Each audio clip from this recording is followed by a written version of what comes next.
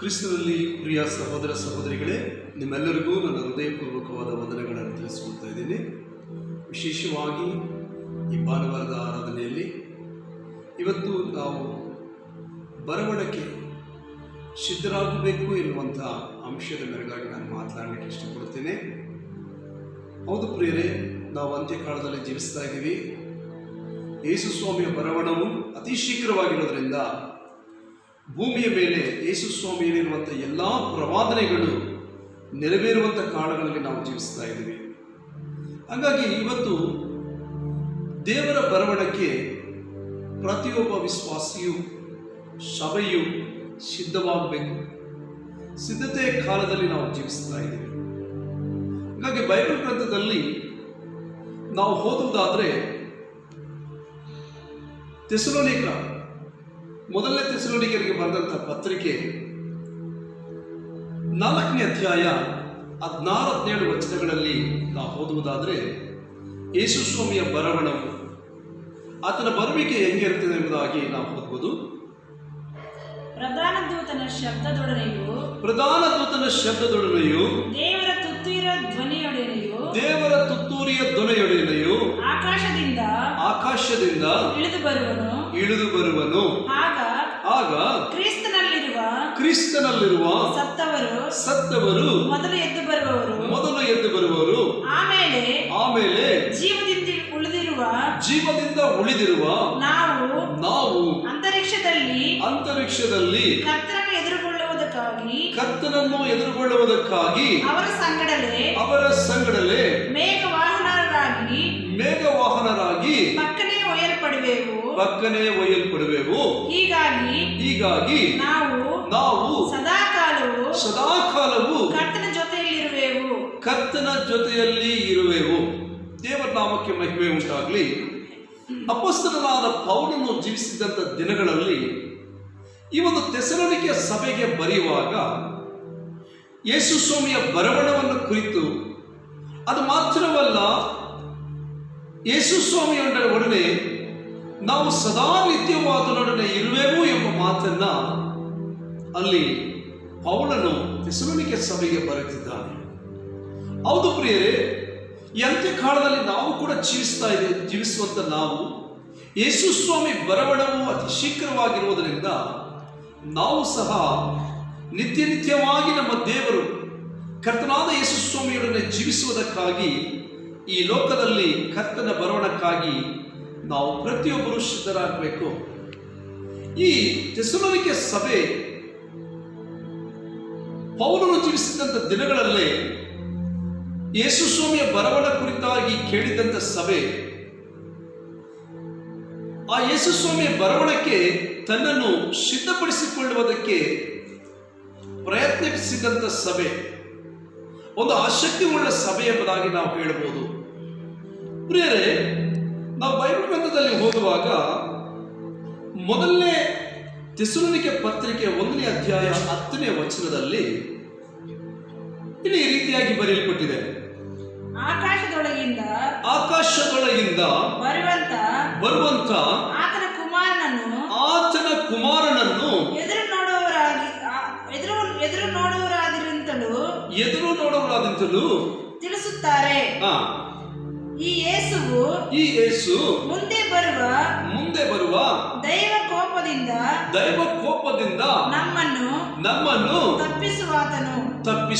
ನೋಡಿ, ಮುಂದೆ ಬರುವ ದೈವ ಕೋಪದಿಂದ ಈ ಯೇಸು ಸ್ವಾಮಿ ನಮ್ಮನ್ನು ತಪ್ಪಿಸುವವನು ಎಂಬುದಾಗಿ ಈ ಥೆಸಲೋನಿಕೆ ಸಭೆಯವರು ಅರಿತವರಾಗಿದ್ದರು ಪ್ರಿಯರೇ.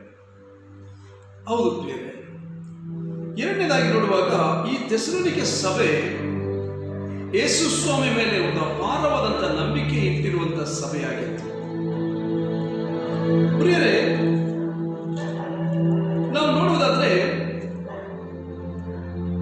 ಈ ಸಭೆಯಾದದ್ದು ದೇವರಿಗೋಸ್ಕರ ತನ್ನನ್ನು ಸಿದ್ಧಪಡಿಸಿಕೊಳ್ಳುವ ಸಭೆ ಎಂಬುದಾಗಿ ಕೂಡ ನಾವು ಹೇಳಬಹುದು.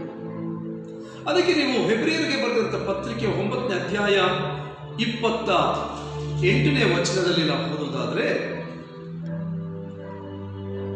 ಬಹು ಜನರ ಪಾಪಗಳನ್ನು ಹೊತ್ತುಕೊಳ್ಳುವುದಕ್ಕೂ ಒಂದೇ ಸಾರಿ ಸಮರ್ಪಿತನಾದ ಆತನು ಸಮರ್ಪಿತನಾದನು ಮತ್ತು ತನ್ನನ್ನು ನಿರೀಕ್ಷಿಸಿಕೊಂಡಿರುವವರಿಗೆ ರಕ್ಷಣೆಯನ್ನು ಉಂಟು ಮಾಡುವುದಕ್ಕೋಸ್ಕರ ಪಾಪ ಸಂಬಂಧವಿಲ್ಲದವನಾಗಿ ಎರಡನೇ ಸಾರಿ ಕಾಣಿಸಿಕೊಳ್ಳುವನು. ಪ್ರಿಯರೇ, ಇಲ್ಲಿ ಈ ವಾಕ್ಯದಲ್ಲಿ ನಾವು ನೋಡುವುದಾದ್ರೆ ಯೇಸು ಸ್ವಾಮಿಗಾಗಿ ನಿರೀಕ್ಷಿಸುವವರು, ಕಾದುಕೊಳ್ಳುವವರು ಯಾರಂತಂದ್ರೆ ಈ ಒಂದು ಥೆಸಲೋನಿಕೆ ಸಭೆಯಲ್ಲಿರುವವರು ಯೇಸು ಸ್ವಾಮಿ ಬರವಣಕ್ಕಾಗಿ ಯೇಸು ಸ್ವಾಮಿಗಾಗಿ ನಿರೀಕ್ಷಿಸಿಕೊಂಡವರಾಗಿದ್ದರು. ಆದರೆ ಈ ಎಬ್ರಿಯರ ಪುಸ್ತಕದಲ್ಲಿ ಕೂಡ ನಾವು ಓದೋದಾದ್ರೆ ಯೇಸು ಸ್ವಾಮಿಗಾಗಿ ನಿರೀಕ್ಷಿಸುವವರು, ಅವರಿಗಾಗಿ ಯೇಸು ಸ್ವಾಮಿ ಪಾಪವಿಲ್ಲದವನಾಗಿ ಎರಡನೇ ಸಾರಿ ತನ್ನನ್ನು ಕಾಣಿಸಿಕೊಂಡನೆಂಬುದಾಗಿ ನಾವು ಓದ್ಬೋದು.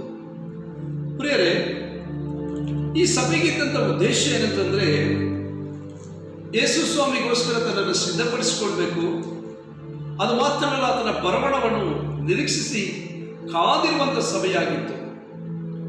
ಮೂರನೇದಾಗಿ ಸಭೆಯಲ್ಲಿದ್ದಂಥ ಒಂದು ವಿಶೇಷತೆ ಏನಂತಂದ್ರೆ, ನೋಡಿ, ಇವತ್ತು ನಾವು ಕೂಡ ಈ ಲೋಕದಲ್ಲಿ ಜೀವಿಸ್ತಾ ಇದ್ದೀವಿ.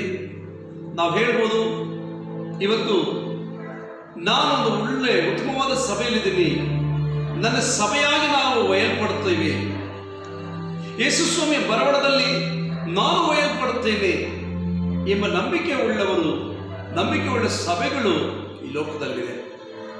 ಆದರೆ ದೇವರ ಗ್ರಂಥದಲ್ಲಿ ನಾವು ನೋಡೋದಾದ್ರೆ ಯಾರು ಆತನ ಬರವಣವನ್ನು ನಿರೀಕ್ಷಿಸುತ್ತಾರೋ, ನಂಬಿಕೆಯನ್ನು ಇಟ್ಕೊಂಡಿರ್ತಾರೋ ಯೇಸು ಸ್ವಾಮಿಯ ಬರವಣದಲ್ಲಿ ಅಂಥವರು ಮಾತ್ರ ಒಯ್ಯಲ್ಪಡುತ್ತಾರೆ ಎಂಬುದಾಗಿ ನಾವು ನೋಡಬಹುದು.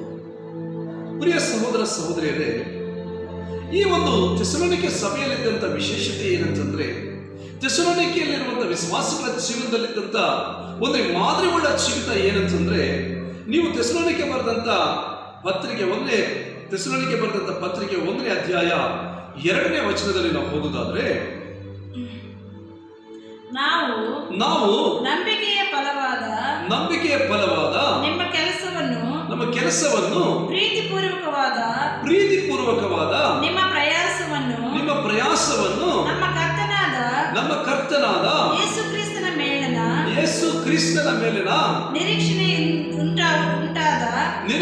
ಉಂಟಾದ ನಿಮ್ಮ ಸೈರಣೆಯನ್ನು ನಮ್ಮ ತಂದೆಯಾದ ದೇವರ ಮುಂದೆ ಎಡಬಿಡದೆ ಜ್ಞಾಪಕ ಮಾಡಿಕೊಂಡು ನಮ್ಮ ಪ್ರಾರ್ಥನೆಗಳಲ್ಲಿ ನಿಮಗೋಸ್ಕರ ವಿಜ್ಞಾಪನೆ ಮಾಡುವಾಗ ನಿಮ್ಮೆಲ್ಲರ ವಿಷಯದಲ್ಲಿ ದೇವರಿಗೆ ಯಾವಾಗಲೂ ಕೃತಜ್ಞತೆ ಸ್ತುತಿ ಸಲ್ಲಿಸುತ್ತೇನೆ. ಪ್ರಿಯರೇ, ಈ ಸಭೆಯ ಒಂದು ಒಳ್ಳೆ ಕಾರ್ಯ ಏನಂತಂದ್ರೆ, ಆ ಮೊದಲನೇ ವಚನದ ಮೊದಲನೇ ಮೇಲ್ಭಾಗದಲ್ಲಿ ನಾವು ಓದುವುದಾದ್ರೆ, ನಾವು ನಂಬಿಕೆಯ ಫಲವಾದ ನಿಮ್ಮ ಕೆಲಸವನ್ನು ಎರಡನೇದಾಗಿ ನೋಡೋದಾದ್ರೆ ಕೆಳಗೆ ಓದಿ, ಪ್ರೀತಿಪೂರ್ವಕವಾದ ನಿಮ್ಮ ಪ್ರಯಾಸವನ್ನು ನೋಡಿ. ನಂಬಿಕೆ ಫಲವಾದ ನಿಮ್ಮ ಕೆಲಸವನ್ನು, ಪ್ರೀತಿಪೂರ್ವವಾದ ನಿಮ್ಮ ಪ್ರಯಾಸವನ್ನು ಎಂಬುದಾಗಿ ಬರೆಯಲ್ಪಟ್ಟಿದೆ. ಇವತ್ತು ನಾವು ವಿಶ್ವಾಸಿಗಳಾಗಿರುವಂತಹ ನಿಮ್ಮ ಜೀವನದಲ್ಲಿ ನೀವು ಎಷ್ಟು ನಂಬಿಕಸ್ಥರಾಗಿ ಜೀವಿಸ್ತಾ ಇದ್ದೀರಾ? ನೀವು ಹೋಗುವಂತ ಸಭೆಗಳಿಗೆ ನೀವು ನಂಬಿಕಸ್ಥರಾಗಿದ್ದೀರಾ? ನೀವು ಇರುವಂತ ಸ್ಥಳದಲ್ಲಿ ನೀವು ನಂಬಿಕಸ್ಥರಾಗಿದ್ದೀರಾ? ಪ್ರೀತಿಪೂರ್ವಕವಾದ ಸೇವೆಯಲ್ಲಿ ನೀವು ಪಾಲ್ಗೊಳ್ತಾ ಇದ್ದೀರಾ ಎಂಬುದಾಗಿ ನೋಡುವುದಾದ್ರೆ, ಇವತ್ತು ಅನೇಕರು ಬಾಯಿ ಮಾತಿಗೆ ಹೇಳ್ಕೋಬಹುದು, ನಾನು ಪ್ರೀತಿಸ್ತಾ ಇದ್ದೀನಿ, ನನ್ನ ಸಭೆಯನ್ನ ನಾನು ಗೌರವಿಸ್ತಾ ಇದ್ದೀನಿ, ನನ್ನ ಸಭೆಯ ಚಟುವಟಿಕೆಗಳಲ್ಲಿ ನಾನು ಮುಂದೆ ನಿಲ್ತಾ ಇದ್ದೀನಿ ಎಂಬುದಾಗಿ. ಆದರೆ ಪ್ರಿಯರೇ, ಈ ಒಂದು ಥೆಸಲೋನಿಕೆದವರ ವಿಷಯದಲ್ಲಿ ನಾವು ನೋಡೋದಾದ್ರೆ ನಾವು ತುಂಬಾ ಕಲಿಯಬೇಕಾಗಿರೋದು ತುಂಬಾ ಇದೆ. ಅವರ ಪ್ರೀತಿ, ಅವರ ವಿಶ್ವಾಸ, ಅವರ ನಂಬಿಕೆ, ಅವರ ನಿರೀಕ್ಷೆ ಇವೆಲ್ಲವೂ ಕೂಡ ಯೇಸು ಸ್ವಾಮಿಯ ಬರವಣೆಗಾಗಿ ಅವರು ಕಾದಿರುವಂಥದ್ದನ್ನು ನೋಡುವಾಗ ಪೌಲನು ಅವರಿಗೋಸ್ಕರ ದೇವರಿಗೆ ಕೃತಜ್ಞತೆಗಳನ್ನು ಸಲ್ಲಿಸತಕ್ಕಂಥವನಾಗಿದ್ದಾನೆ. ಇವತ್ತು ನಿಮ್ಮ ಪರವಾಗಿ ನಿಮ್ಮ ವಿಷಯದಲ್ಲಿ ದೇವರಿಗೆ ಕೃತಜ್ಞತೆ ಸಲ್ಲಿಸತಕ್ಕಂತೆ, ಒಂದು ವೇಳೆ ನಿಮ್ಮ ಸಭಾಪಾಲಕರಾಗಿರಲಿ, ಒಂದು ವೇಳೆ ನಿಮ್ಮನ್ನು ನಡೆಸುವಂಥವರಾಗಿರಲಿ, ಒಂದು ವೇಳೆ ನಿಮ್ಮ ಕುಟುಂಬದವರಾಗಿರಲಿ, ನಿಮ್ಮ ಒಳ್ಳೆ ಕ್ರಿಯೆಗಳನ್ನು ನೋಡಿ ದೇವರಿಗೆ ನಿಮ್ಮ ವಿಷಯದಲ್ಲಿ ಅವರು ಕೃತಜ್ಞತೆ ಹೇಳುವಂತಹ ಒಂದು ಜೀವಿತ ನಿಮ್ಮಲ್ಲಿದೆಯಾ ಎಂಬುದಾಗಿ ನಾವು ಪರಿಶೀಲಿಸಿಕೊಳ್ಬೇಕು. ಹೌದು ಪ್ರಿಯರೇ, ಇವತ್ತು ನಾವು ನೋಡೋದಾದ್ರೆ ನಾವು ಅನೇಕ ವಿಷಯಗಳಲ್ಲಿ ನಾವು ದೇವರ ಬರವಣಿಗೆ ಶುದ್ಧರಾಗಬೇಕಾಗಿರುವಂತ ನಾವು ಹಿಂದೆ ಬಿದ್ದು ನಾವು ಇನ್ನೂ ಕೂಡ ಆತ್ಮೀಯ ವಿಷಯದಲ್ಲಿ ಬಿದ್ದು ಹೋಗಿರುವಂತಹ ಸ್ಥಿತಿಗಳಲ್ಲಿ ಕಾಣುವಂಥವ್ರು ತುಂಬಾ ಜನ ಇದ್ದಾರೆ. ಪ್ರಿಯ ಸಹೋದರನೇ ಸಹೋದರಿಯೇ, ಈ ಒಂದು ಥೆಸಲೋನಿಕೆಯವರಲ್ಲಿದ್ದಂತಹ ವಿಶ್ವಾಸವು ಪ್ರಯಾಸಪೂರ್ವಕವಾದ ಅವರ ನಂಬಿಕೆ, ಅವರ ನಿರೀಕ್ಷೆ ಇವೆಲ್ಲವೂ ಕೂಡ ನಮಗೆ ಮಾರ್ಗದರ್ಶಕವಾಗಿದೆ. ನೀವು ಅದೇ ಹೆಬ್ರಿಯರಿಗೆ ಬರೆದಂತಹ ಪತ್ರಿಕೆ 4ನೇ ಅಧ್ಯಾಯ 2ನೇ ವಚನದಲ್ಲಿ ನೀವು ಓದುವುದಾದ್ರೆ, ಅವರಿಗೆ ಶುಭ ವರ್ತಮಾನವು ಸಾರೋಣವಾದಂತೆಯೇ ನಮಗೂ ಸಾರೋಣವಾಯಿತು. ಆದರೆ ಆ ಕಾಲದಲ್ಲಿ ಕೇಳಿದವರು ನಂಬದೇ ಹೋದ ಕಾರಣ ಆ ವಾಕ್ಯದಿಂದ ಅವರಿಗೆ ಪ್ರಯೋಜನವಾಗಿರಲಿಲ್ಲ. ನೋಡಿ ಪ್ರಿಯರೇ, ಇದೇ ದೇವರ ಸಂದೇಶವು ಹಳೆ ಒಡಂಬಡಿಕೆ ಕಾಲದಲ್ಲಿ ಇಸ್ರಾಯೇಲ್ ಜನರಿಗೆ ಸಾರಲ್ಪಟ್ಟಿತ್ತು. ಮೋಶೆ ಮುಖಾಂತರವಾಗಿ ದೇವರು 10 ಆಜ್ಞೆಗಳನ್ನು ಕೊಟ್ಟಾಗ ಆ ಆಜ್ಞೆಗಳನ್ನ ಮೋಶೆ ಇಸ್ರಾಯೇಲರಿಗೆ ಸಾರಿದಾಗ ಅವರು ಅದನ್ನ ಏನ್ ಮಾಡಲಿಲ್ಲ ಅಂತಂದ್ರೆ ಅಂಗೀಕರಿಸಲಿಲ್ಲ. ವಿರೋಧವಾಗಿ ಗುಣಗುಟ್ಟಲಿಕ್ಕೆ ಪ್ರಾರಂಭ ಮಾಡಿದ್ರು. ದೇವರಿಗೆ ವಿರೋಧವಾಗಿ ಎದ್ದಿರೋದ್ರಿಂದ ಆ ವಾಕ್ಯವು ಅವ್ರಿಗೇನಾಗಿದೆ ಅಂತಂದ್ರೆ ನಿಷ್ಪ್ರಯೋಜನವಾಗಿತ್ತು. ಇವತ್ತು ಈ ಒಂದು ಹೊಸ ಒಡಂಬಡಿಕೆ ಕಾಲದಲ್ಲಿರುವಂತಹ ಆತ್ಮೀಯ ಇಸ್ರಾಯೇಲರಾಗಿರುವಂತ ನಿಮಗೂ ನಮಗೂ ಕೂಡ ದೇವರು ಕೊಟ್ಟಿರುವಂತ ಅಮೂಲ್ಯವಾದ ವಾಕ್ಯಗಳು ಪ್ರಿಯರೇ, ಅಮೂಲ್ಯವಾದಂಥ ವಚನಗಳು ಪ್ರಿಯರೇ, ಇವುಗಳನ್ನ ಕೇಳುವುದು ಮಾತ್ರವಲ್ಲ, ಇವುಗಳ ವಿಷಯದಲ್ಲಿ ನಾವು ಕೈಕೊಂಡು ನಡೆಯುವಾಗ ನಾವು ಆಶೀರ್ವದಿಸಲ್ಪಡುತ್ತೇವೆ ಎಂಬುದಾಗಿ ವಾಕ್ಯ ಹೇಳುತ್ತಿದೆ. ನೋಡಿ, ಯೆಹೆಜ್ಕೇಲನ ಪುಸ್ತಕದಲ್ಲಿ 33ನೇ ಅಧ್ಯಾಯ 30ನೇ ವಚನದಲ್ಲಿ ಕೂಡ ಇಲ್ಲಿ ಯೆಹೆಜ್ಕೇಲ ಪ್ರವಾದಿಗೆ ದೇವರು ಹೇಳುವಂತ ಮಾತನ್ನು ನಾವು ನೋಡಬಹುದು. ಜನರು ಯಾವ ರೀತಿ ಆಸಕ್ತಿಯಿಂದ ದೇವರ ಮಾತುಗಳನ್ನು ಕೇಳುವುದಕ್ಕೆ ಬರ್ತಿದ್ದಾರೆ ಎಂಬುದಾಗಿ. ನರಪುತ್ರನೇ, ನಿನ್ನ ಜನರು ಗೋಡೆಗಳ ನೆರಳಲ್ಲಿಯೂ ಮನೆಯ ಬಾಗಿಲುಗಳಲ್ಲಿಯೂ ನಿನ್ನ ಪ್ರಸ್ತಾಪವನ್ನೆತ್ತಿ ಪರಸ್ಪರವಾಗಿ ಒಬ್ಬರಿಗೊಬ್ಬರು ಯೆಹೋವನ ಬಾಯಿಂದ ಹೊರಟ ಮಾತೇನು ಕೇಳೋಣ ಬನ್ನಿರಿ ಎಂದು ಹೇಳಿಕೊಳ್ಳುತ್ತಿದ್ದಾರೆ. ನೋಡಿ, ಆಸಕ್ತಿಯಿಂದ ಇವರು ಬಂದು ಬಾಗಿಲ ಹತ್ರನು ಗೋಡೆಗಳ ಹತ್ರನು ನಿಂತುಕೊಂಡು ಯೆಹೋವನ ಮಾತನ್ನು ಕೇಳೋಣ ಎಂಬುದಾಗಿ ಆಸಕ್ತಿಯಿಂದ ಬಂದವರಾಗಿದ್ದಾರೆ ಎಂಬುದಾಗಿ ದೇವರು ಹೇಳ್ತಿದ್ದಾರೆ. ಕೆಳಗಡೆ ನೀವು ಹಂಗೆ ಓದುವುದಾದ್ರೆ, ಪ್ರಶ್ನೆ ಕೇಳುವುದಕ್ಕೆ ಬರುವ ಜನರಂತೆ ಅವರು ನಿನ್ನ ಬಳಿಗೆ ಬಂದು ಪ್ರಶ್ನೆ ಕೇಳುವುದಕ್ಕೆ ಬರುವಂತ ಜನರಂತೆ ಬಂದು ನಿನ್ನ ಬಳಿಗೆ ಬಂದು ನನ್ನ ಭಕ್ತರಾಗಿ ನಿನ್ನ ಮುಂದೆ ಕೂತುಕೊಂಡು, ನೋಡಿ, ನನ್ನ ಭಕ್ತರಾಗಿ ನಿನ್ನ ಮುಂದೆ ಕೂತುಕೊಂಡು ನಿನ್ನ ಮಾತುಗಳನ್ನು ಕೇಳುತ್ತಾರೆ, ಆದರೆ ಕೈಕೊಳ್ಳುವುದಿಲ್ಲ. ಇವತ್ತು ದೇವ ಸಭೆಯಲ್ಲಿ ದೇವರ ಭಕ್ತರಾಗಿ ಒಂದು ದೇವರ ವಾಕ್ಯವನ್ನು ಕೇಳುವುದಕ್ಕೆ ತಮ್ಮನ್ನ ಸಿದ್ಧಪಡಿಸಿಕೊಂಡು ಬಂದು ಕೂತ್ಕೊಳ್ಳೋವರು ಕಡಿಮೆ ಇಲ್ಲ. ಇಲ್ಲಿ ಆ ಜನರು ದೇವರ ಮಾತನ್ನು ಕೇಳೋದಕ್ಕೆ ಬರ್ತಾರೆ, ಆದರೆ ಅವರಿಗೆ ಆ ವಾಕ್ಯವು ಆ ಒಂದು ದೇವರ ವಾಕ್ಯವನ್ನ ಕೇಳುವುದು ಮಾತ್ರವೇ, ಅದನ್ನು ಕೈಕೊಂಡು ನಡೆಯುವ ಜನರಲ್ಲ ಎಂಬುದಾಗಿ ದೇವರು ಹೇಳ್ತಿದ್ದಾರೆ. ಇವತ್ತು ಪ್ರಿಯ ಸಹೋದರನೇ ಸಹೋದರಿಯೇ, ನೀನು ದೇವರನ್ನು ಆರಾಧಿಸುವುದಕ್ಕಾಗಿ, ದೇವರ ಒಂದು ವಾಕ್ಯವನ್ನು ಕೇಳುವುದಕ್ಕಾಗಿ ಸಿದ್ಧನಾಗಿ ನೀನು ಬರ್ತಾ ಇದೀಯಾ? ಪ್ರತಿ ವಾರವೂ ವಾಕ್ಯವನ್ನು ಕೇಳ್ತಾ ಇದೀಯಾ? ವಾಕ್ಯವನ್ನು ಕೇಳುವುದು ಮಾತ್ರವಲ್ಲ, ಆ ವಾಕ್ಯವನ್ನು ಕೇಳುವಂತ ನೀನು ಆ ವಾಕ್ಯದ ಪ್ರಕಾರ ನಿನ್ನ ಜೀವನವನ್ನು ಅಳವಡಿಸಿಕೊಳ್ಳುವುದಕ್ಕೆ ನಿನ್ನನ್ನು ಒಪ್ಪಿಸಿಕೊಡ್ತಾ ಇಲ್ಲ. ಈ ರೀತಿ ಇರುವುದಾದ್ರೆ ನೀನು ಕರ್ತನ ಬರುವಲ್ಲಿ ಒಯ್ಯಲ್ಪಡೋದಕ್ಕೆ ಸಾಧ್ಯ ಉಂಟು? ಖಂಡಿತ ಇಲ್ಲ. ಯಾಕಂದ್ರೆ ದೇವರನ್ನ ನಿರೀಕ್ಷಿಸಿದಂತ ಆ ಥೆಸಲೋನಿಕೆ ಸಭೆ ಕುರಿತು ಥೆಸಲೋನಿಕೆಯಲ್ಲಿರುವಂತ ಅವಿಶ್ವಾಸಿಗಳು, ಥೆಸಲೋನಿಕೆಯಲ್ಲಿರುವಂತ ಬೇರೆ ಜನರು ಥೆಸಲೋನಿಕೆ ಜನರ ಕುರಿತಾಗಿ ಸಾಕ್ಷಿ ಹೇಳ್ತಿದ್ದಾರೆ. ನೀವು ಅದನ್ನು ಓದೋದಾದ್ರೆ 1ನೇ ಅಧ್ಯಾಯ 10ನೇ ವಚನದಲ್ಲಿ ಥೆಸಲೋನಿಕೆ ಬರೆದಂತ ಪತ್ರಿಕೆ 1ನೇ ಅಧ್ಯಾಯ 10ನೇ ವಚನವನ್ನು ನೀವು ಓದುವುದಾದ್ರೆ, ಆಕಾಶದೊಳಗಿಂದ ಬರುವಂತ 9ನೇ ವಚನ,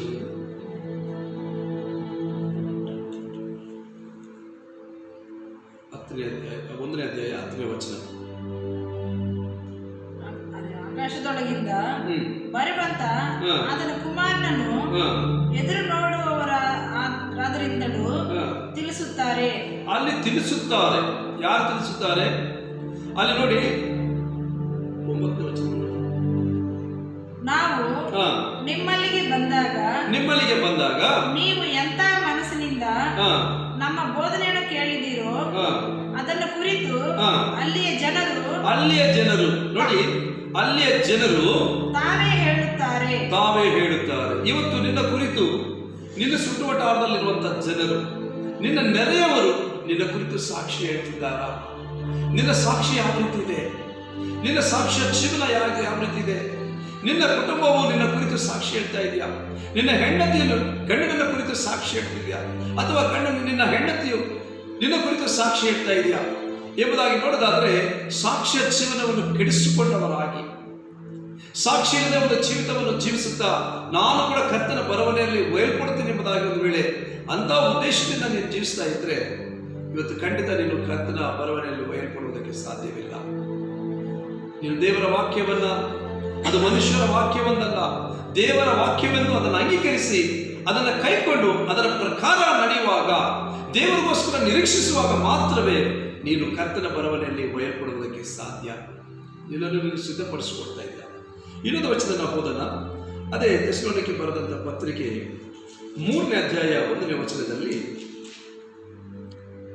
ಆದದರಿಂದ ತಡೆಯಲಾರದೆ ನಾವು ಅದೇನೆಯಲ್ಲಿ ಒಬ್ಬಂಟಿರಾಗಿರಿಯೇ ಇರುವುದು ಒಳ್ಳೆದೆಂದು ಯೋಚಿಸಿ ನಿಮ್ಮ ಮೇಲೆ ಬಂದಿರುವ ಸಂಕಟಗಳಲ್ಲಿ ಒಬ್ಬರು ಸಂಚಲರಾಗದಂತೆ ನಿಮ್ಮನ್ನು ದೃಢಪಡಿಸುವುದಕ್ಕೂ ನಿಮ್ಮ ನಂಬಿಕೆಯ ವೃದ್ಧಿಗಾಗಿ ಪ್ರಬೋಧಿಸುವುದಕ್ಕೂ ನಮ್ಮ ಸಹೋದರನು ಕ್ರಿಸ್ತನ ಸುವಾರ್ತೆಯ ಉದ್ಯೋಗದಲ್ಲಿ ದೇವರ ಸೇವಕನು ಆಗಿರುವ ತಿಮೋತಿಯನನ್ನು ನಿಮ್ಮ ಬಳಿಗೆ ಕಲಿಸಿದ್ದೇನು. ನೋಡಿ, ತಿಮೋತಿ ಅವರಿಗೆ ಬೋಧಿಸತಕ್ಕಂತೆ ಅವರ ನಂಬಿಕೆ ಎಂದಿಗೂ ಬಲಹೀನವಾಗಬಾರದು. ಹಾಗಾಗಿ ಪೌಲನ ಕೈ ಕೆಳಗಡೆರುವಂತಹ ತಿಮೋತಿಯನ್ನು ಆರಿಸಿಕೊಂಡು ಸೇವೆಯಲ್ಲಿ ತಿಮೋತಿಯನ್ನು ಬಲಪಡಿಸುವಂತಹ, ತಿಮೋತಿ ಮುಖಾಂತರವಾಗಿ ಅಂಥವರನ್ನು ಬಲಪಡಿಸುವುದಕ್ಕೆ ತಿಮೋತಿಯನ್ನು ಆರಿಸಿಕೊಂಡಂತಹ ಸಂದರ್ಭವನ್ನು ನಾವು ನೋಡಬಹುದು ಬೇರೆ. ಹೀಗಾಗಿ ನಾವು ಈ ಲೋಕದಲ್ಲಿ ಜೀವಿಸ್ತಾ ಇದ್ದೀವಿ. ನಾವು ಈ ಲೋಕದಲ್ಲಿ ಜೀವಿಸ್ತಕ್ಕಂಥ ನಾವು ನಮ್ಮ ವೈಯಕ್ತಿಕ ಜೀವನದಲ್ಲಿ ನಮಗೆ ಒಂದು ನಂಬಿಕೆ ಇದೆ. ನಾನು ಯೇಸು ಸ್ವಾಮಿಯ ಬರವಣದಲ್ಲಿ ನಾನು ಒಯ್ಯಲ್ಪಡಬೇಕು, ಪರಲೋಕಕ್ಕೆ ಅದರೊಂದಿಗೆ ನಾನು ಮಹಿಮೆಯಲ್ಲಿ ಸೇರಬೇಕೆನ್ನುವಂಥ ಆಸೆ ಇದೆ. ನನ್ನ ಸಭೆ ದೇವರ ಬರವಣದಲ್ಲಿ ಮೊದಲ ಗೆತೆಯಾಗಿ ಒಯ್ಯಲ್ಪಡಬೇಕೆಂಬ ಆಸೆ ಆಕಾಂಕ್ಷೆಗಳು ನನ್ನಲ್ಲಿ ಇರುವುದಾದರೆ, ಈ ಥೆಸಲೋನಿಕೆ ಸಭೆ ಎಲ್ಲಿದ್ದಂಥ ಮಾದರಿಯು ನಮ್ಮಲ್ಲಿ ಕಾಣಲ್ಪಡಬೇಕು. ಈ ಥೆಸಲೋನಿಕೆ ಸಭೆ ನೋಡೋದಾದ್ರೆ ದೇವರಿಗೋಸ್ಕರ ನಿರೀಕ್ಷಿಸುವಂತ ಸಭೆ, ದೇವರನ್ನ ನಂಬಿರುವಂತ ಸಭೆ ಎಂಬುದಾಗಿ ನಾವು ಹೇಳಬಹುದು. ಪ್ರೇರೆ, ಇವತ್ತು ಅಂತಹ ಒಂದು ನಂಬಿಕೆ ಉಳ್ಳ ಜೀವಿತ ನಾವು ಜೀವಿಸುವುದಾದರೆ ಖಂಡಿತ ದೇವರ ಬರವಣೆಯಲ್ಲಿ ನಾವು ಒಯ್ಯಲ್ಪಡುವುದಕ್ಕೆ ಸಾಧ್ಯ.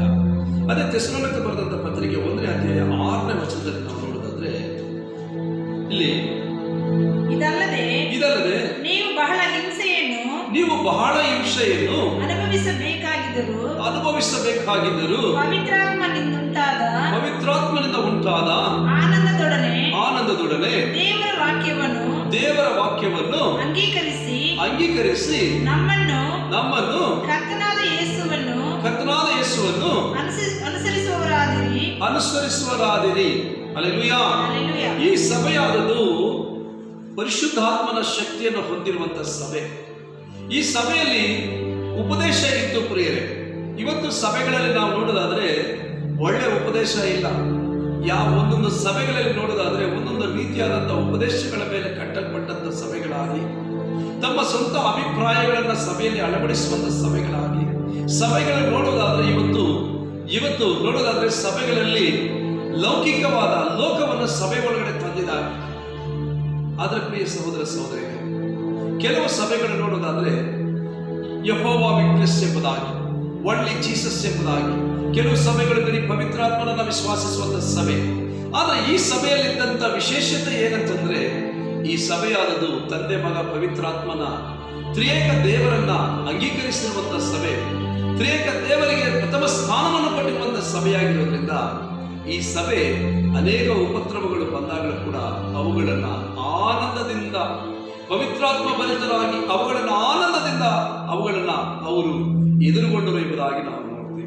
ಹೌದು ಪ್ರಿಯರೇ, ಇವತ್ತು ನಮಗೆ ನಿಜವಾಗಿ ಪವಿತ್ರಾತ್ಮನು ಹೊಂದಿರುವುದಾದರೆ ನಾವು ಎಂಥ ಸ್ಥಿತಿಯಲ್ಲಿ ನಾವು ಕೂಡ ನಮ್ಮ ಮೇಲೆ ಎಷ್ಟೇ ವಿರೋಧಿಗಳೆಂದು ಬಂದರು, ನಮ್ಮ ಮೇಲೆ ದಾಳಿಗಳನ್ನು ನಡೆಸಿದ್ರು, ನಮ್ಮನ್ನು ಅವಮಾನಕ್ಕೆ ಹಿಂಸೆಗಳಿಗೆ ಒಳಪಡಿಸಿದ್ರು ಕೂಡ ಖಂಡಿತ ನಾವು ಏನಾಗಲ್ಲ ಅಂತಂದ್ರೆ ನಾವು ಅವುಗಳಿಗೆ ಸೋತು ಹೋಗಲ್ಲ ಪ್ರಿಯರೇ. ಇವತ್ತು ಸ್ವಲ್ಪ ಸಮಸ್ಯೆಗಳು ಬಂದ್ರೆ, ಸ್ವಲ್ಪ ಕಷ್ಟಗಳು ಬಂದ್ರೆ ನಾವು ದೇವರನ್ನು ಬಿಟ್ಟು ದೂರ ಹೋಗುವಂತ ಜನರಾಗಿದ್ದಾರೆ. ಸ್ವಲ್ಪ ಅವಮಾನ ಬಂದ್ಬಿಟ್ರೆ ಸಾಕು, ಇನ್ನು ಯೇಸು ಸ್ವಾಮಿ ಬೇಡ, ಏನು ಬೇಡ. ಸ್ವಲ್ಪ ಕಷ್ಟ ಬಂದ್ಬಿಟ್ರೆ ಯೇಸು ಸ್ವಾಮಿ ಬೇಡ ಎಂಬುದಾಗಿದ್ದು ಹೋಗುವಂತವರಾಗಿದ್ದಾರೆ. ಆದರೆ ಇಂಥವರು ಬರವಣಿಗೆಯಲ್ಲಿ ಬಯಲ್ಪಡೋದಕ್ಕೆ ಸಾಧ್ಯವ? ಖಂಡಿತ ಸಾಧ್ಯವಿಲ್ಲ. ಹೌದು ಪ್ರಿಯ ಸಹೋದರಿ, ಅಂತ್ಯಕಾಲದಲ್ಲಿ ಜೀವಿಸ್ತಾ ಇದೆಯಾ? ಯೇಸು ಸ್ವಾಮಿ ಬರವಣಿಗೆ ಅತಿ ಶೀಘ್ರವಾಗಿದೆ. ನಿನಗೋಸ್ಕರ, ನನಗೋಸ್ಕರ ಪ್ರಥಮವಾಗಿ ಯೇಸು ಸ್ವಾಮಿ ಲೋಕಕ್ಕೆ ಬಂದು ನಿನ್ನ ಪಾಪಗಳಿಗಾಗಿ, ನನ್ನ ಪಾಪಗಳಿಗಾಗಿ ಕಲ್ವಾರಿ ಶಿಲುಬೆಯ ಮೇಲೆ ಆತನ ಒಡೆಯಲ್ಪಟ್ಟು ಆತನ ಬಾಸುಂಡಗಳಿಂದ ನಾವು ಸೌಖ್ಯರಾದಿವಿ. ಈಗೋ ಯೇಸು ಸ್ವಾಮಿ ಈ ಲೋಕವನ್ನು ಬಿಟ್ಟು ಹೋದ ನಂತರ ಮತ್ತೆ ನಾನು ತಿರುಗಿ ಬರುತ್ತೇನೆ ಎಂಬುದಾಗಿ ವಾಗ್ದಾನ ಮಾಡಿದ್ದಾರೆ. ಆತನ ಬರವಣಿಗೆ ಅತಿ ಶೀಘ್ರವಾಗಿದೆ. ಬರವಣಿಗೆ ಮುಂಚೆ ನೆರವೇರಬೇಕಾಗಿರುವಂತ ಎಲ್ಲಾ ಪ್ರವಾದನೆಗಳು ನೆರವೇರುವಂತ ಕಾಲದಲ್ಲಿ ನಾವು ಜೀವಿಸ್ತಾ ಇದ್ದೀವಿ. ಈಗಾಗಲೇ ಭೂಮಿ ಮೇಲೆ ಭಯಂಕರವಾದಂತ ಕಾಯಿಲೆಗಳು, ಭಯಂಕರವಾದಂತವುಗಳು ಹರಡಿರುವಂತ ದಿನಗಳಲ್ಲಿ ಜೀವಿಸ್ತಾ ಇದ್ದೀವಿ. ಈ ದಿನಗಳಲ್ಲಿ ನಮ್ಮ ನಂಬಿಕೆಯನ್ನು ಕಳೆದುಕೊಳ್ಳಬಾರದು. ಯಾವ ರೀತಿ ಈ ಥೆಸಲೋನಿಕೆ ಸಭೆಯವರು ಯೇಸು ಸ್ವಾಮಿಗೋಸ್ಕರ ನಿರೀಕ್ಷಿಸಿ ಕಾದಿದ್ರು, ಅದೇ ರೀತಿ ನಾವು ಕೂಡ ನಿರೀಕ್ಷಿಸಿ ಯೇಸು ಸ್ವಾಮಿಗೋಸ್ಕರ ನಿರೀಕ್ಷೆ ಉಳ್ಳವರಾಗಿ ನಾವು ಅದನ್ನು ಬರವಣಿಗೆಗಾಗಿ ಕಾದಿರೋಣ.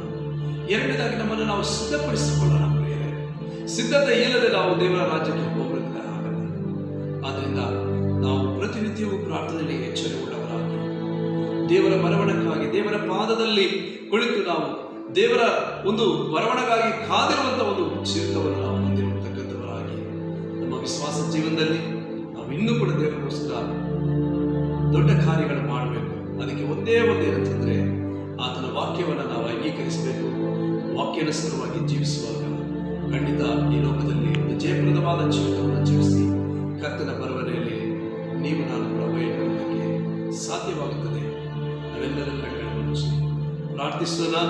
ಈ ಸಮಯದಲ್ಲಿ ಉನ್ನತ ವಾಕ್ಯಕ್ಕಾಗಿ ನಮ್ಮ ಪಾಸ್ಟರ್ಮನವರು ಪ್ರಾರ್ಥನೆ ಮಾಡ್ತಾರೆ. ನಮ್ಮನ್ನು ಬಹಳವಾಗಿ ಪ್ರೀತಿ ಮಾಡುವ ಸಂಗೀತ ತಂದೆಯಾದ ದೇವರೇ, ನಿಮ್ಮ ನಾಮಕ್ಕೆ ಸ್ತೋತ್ರವಾಗಲಿ ಅಪ್ಪ.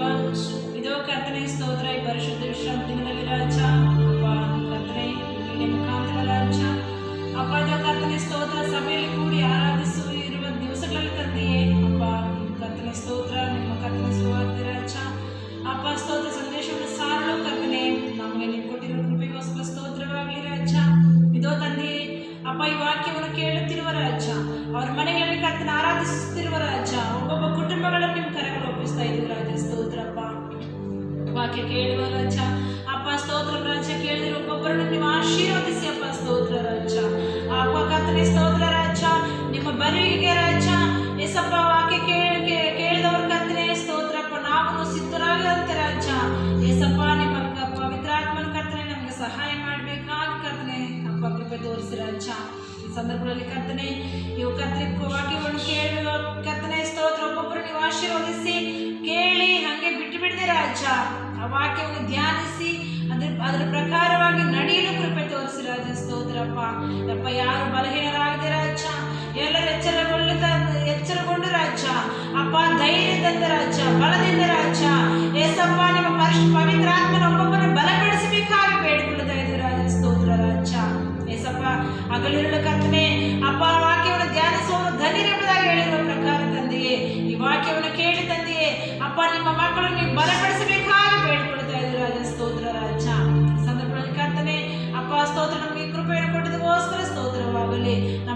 ಪ್ರೀತಿಸುತ್ತಾ ನಿಮ್ಮನ್ನು ಹೆಚ್ಚಿಸುತ್ತಾ ಎಲ್ಲ ಸ್ತುತಿ ಘನತ ಮಹಿಮೆ ನಮ್ಮ ಯೇಸು ಒಬ್ಬರಿಗೆ ಸಲ್ಲಿಸುತ್ತಾ ಅತಿ ಬೇಗನೆ ಬರುವ ಯೇಸು ಕ್ರಿಸ್ತ ಮುದ್ದಾದ ನಾಮದಲ್ಲಿ